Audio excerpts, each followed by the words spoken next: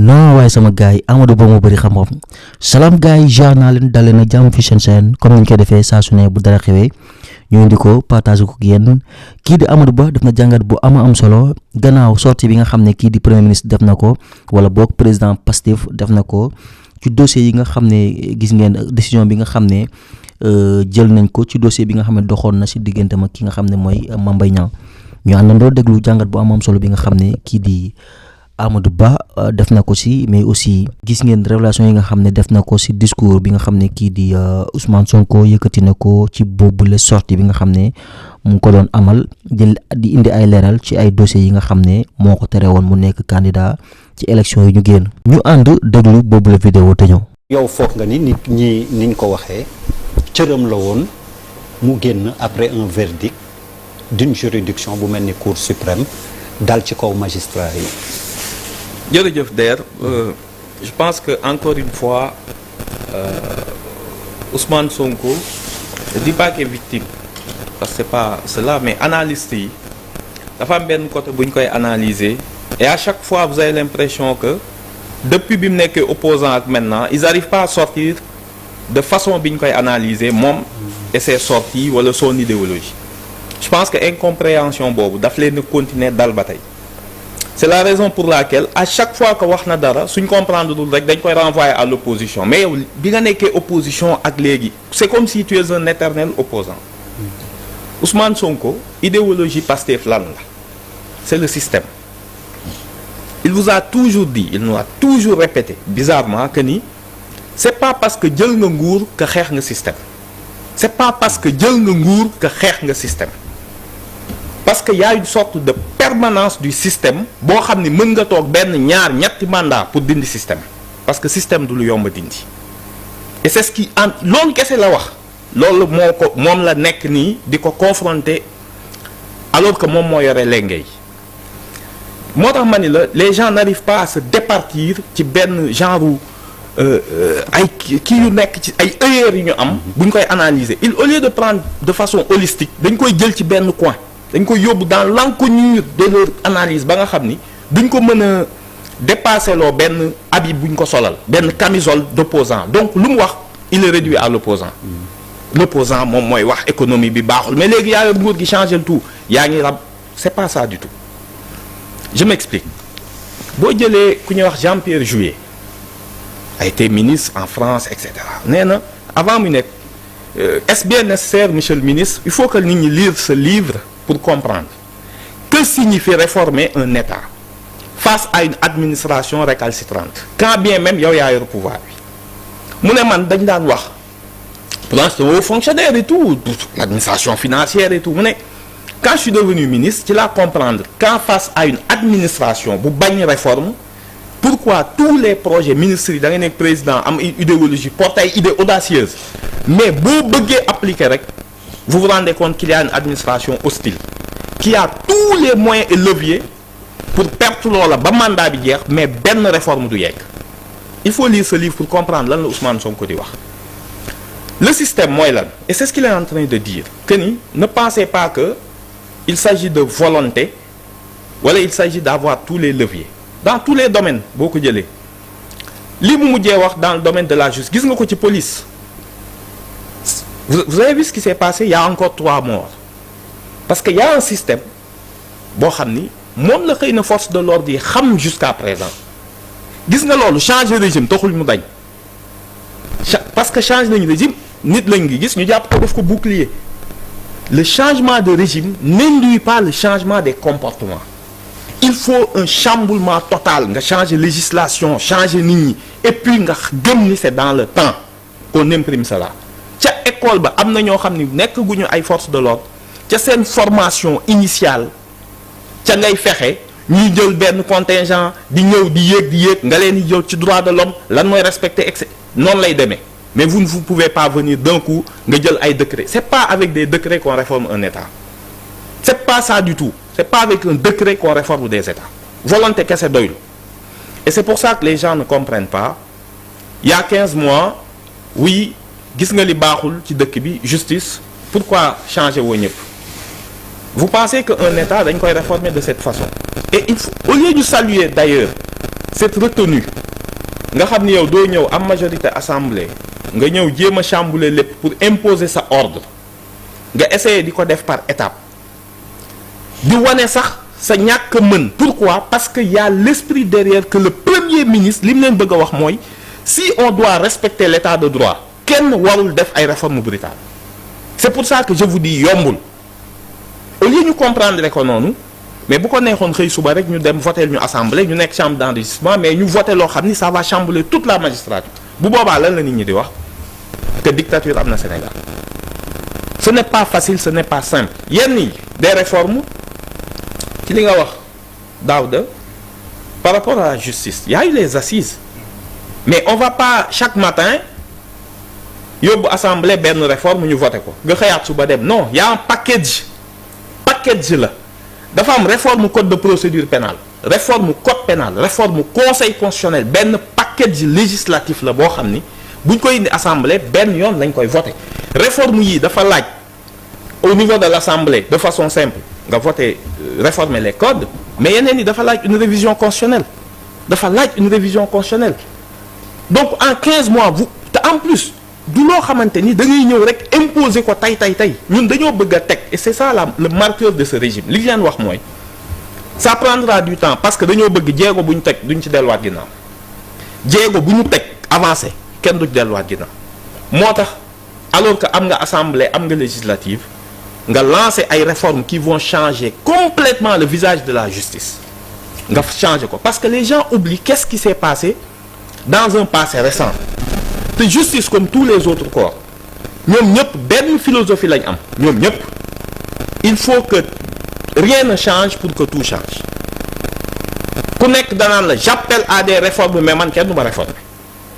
tout le monde vous dit je suis entièrement d'accord avec la reddition des comptes waaye rek reddition des comptes du machin politique du chasse à l'homme politique mais nan ngay defee reddition des comptes ci ñoo xam ni ñoo doon gérer te du am implication politique c'est ça le problème principal donc les résistances dans l'administration loolu moom la leen ni essayer di wax ni ce n'est pas parce que arrivé nga au pouvoir que l'administration épouser ses philosophies ak réformes yi nga bëgg va y avoir du temps et ce temps est nécessaire mais moom il vous le dit le constat nee naa la xoolal les choses policières ce qui s'est passé on pensait que loolu jeex na non du jeexe noonu de pour mu jeex il faut qu'on change toute la philosophie du maintien de l'ordre au Sénégal nga xam ni lu ci ëpp héritage colonial la woon c'est l'héritage colonial loolu pour nga dindi ko c'est pas en 15 mois nga koy dindi changement profond la laaj moo tax nga gis ko fii te di nga ko gisaat feneen quant à la justice les gens oublient tout ce qui s'est passé te ñun parfois benn amnésie moo ñu nar a dal ba nga xam ni l'histoire risque de se répéter justice dafa nekk benn corps boo xam ni et j'en profite pour dire au ministre Thierno Lo que ni quand le premier ministre dit reddition des comptes yow rapport musulaa tudd donc forcément boolewu la ci et quand il parle il prend c'est comme si vous dites la magistrature vous avez beau dire derrière je ne parle pas de tout le monde après dañ lay englober dañ naan la yaa wax magistrature alors que vous dites certains magistrats mais malgré tout dañ lay musulaa tudd je pense pas que Ousmane Sonko li muy wax dans son esprit yow ak ñu mel ni yow yéen a ci bokk rapport musulaa tudd maintenant nag soo bëggee wax daal ni ñi fi nekkoon dañoo yàq sauf Thierno Lo sauf diw mais bu loolaa c'est un kii à la Prévert boo xam ne dina toog ñeenti at soog a jeexal parce que du ñëpp ñoo dëng donc vous n'êtes pas concerné du tout ce qui s'est passé dans la justice dans tous les domaines dans les affaires qu'il a évoquées jusqu'au rabat d'arrêt Ousmane Sonko dafa fekk un système judiciaire qui est à la solde du pouvoir politique dans toutes les affaires yi mu impliquées nga gis ce qui s'est passé une soumission de la justice à un pouvoir politique à son agenda à son dictat si les journalistes génnoon nañ ci nekk ñoom ñëpp dans le commentaire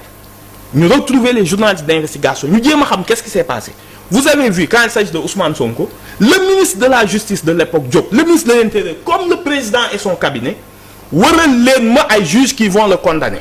et pendant des mois vous pouvez faire le tour de beaucoup de magistrats qui vous disent j'ai été contacté pour juger Ousmane Sonko avec tous les avantages bu ma ko condamner j'ai refusé du benn du ñaar du ñett un système bu yeggee à ce niveau d'inféodation, à ce niveau de soumission en pouvoir politique, bu leen jàpp ni ay caaxaan moo koy réformer te loolu c'était des habitudes ñëpp gis ko kenn mus ko fee dénoncer musoo leen dégg magistrat bu démissionné ni Macky Sall li nga nekk jaaduwul. Très peu fii y a pas de culture de démission waxuma dañoo waroon démissionner mais bu mu ñu nax ci li fi amoon.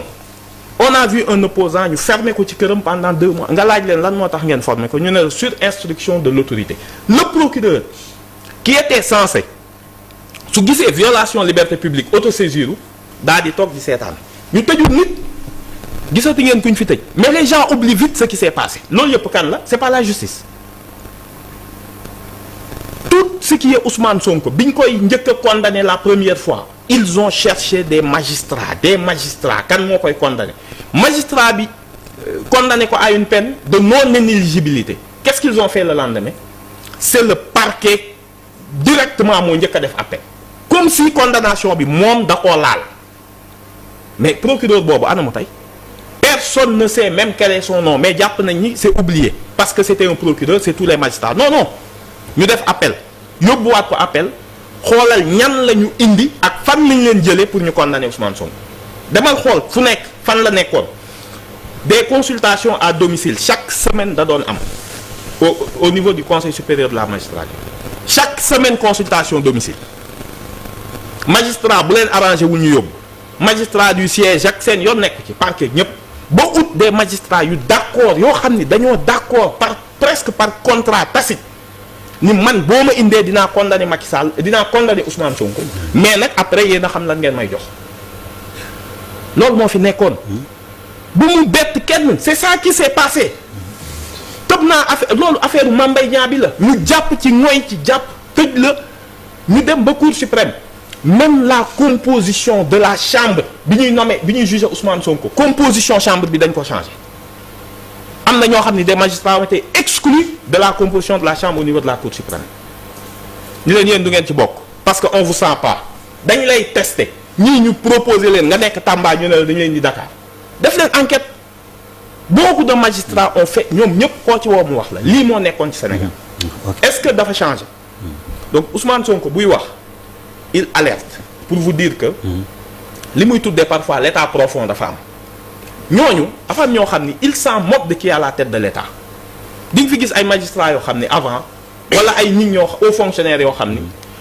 président Ablaye Wade daf fiy nekk le ki nekkoon chef de la police ci répression 2011 bi Macky yéegee nu mu ko def da ko nommé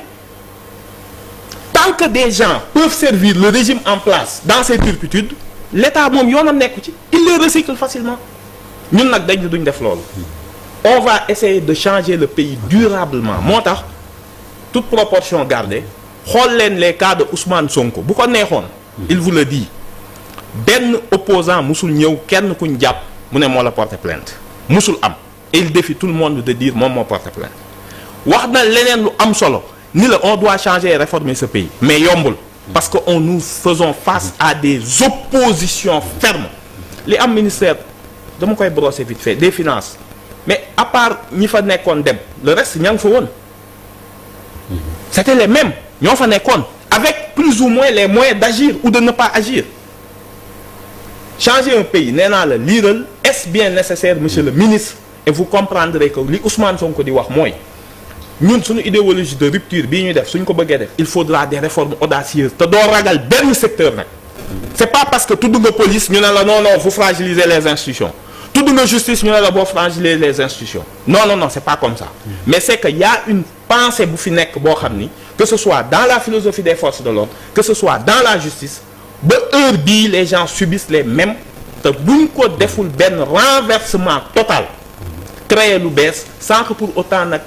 nga jeter en pâture toute une magistrature boo xam ni entre nous au-delà sauf les questions politiques la magistrature a toujours fonctionné normalement kooku nañ ko nangu comme policiers yi tamit boo fa demee am problème ñu régleel la ko boo amee plainte ñu régleel la buñ la agressé ñu fajal la mais dañu ni le système dafa dépasser ses fonctionnements du quotidien mais boo xasee yéeg ci kaw li war a réformer état c'est là où il y a les résistances et c'est ces résistances qu'il faut gis ngeen jàngat bu am solo bi nga xam ne kii di Amadou Ba def na ko gannaaw sortie bi nga xam ne kii di Ousmane Sonko président bu Pastef amaloon na ko ci dossier boobu nga xam ne doxoon na si diggante Mame Mbaye Niang ak yeneen dossiers yi nga xam ne xañal na ko mu nekk candidat ci élection yi ju génn moom di Ousmane Sonko doon na ci indi ay leeral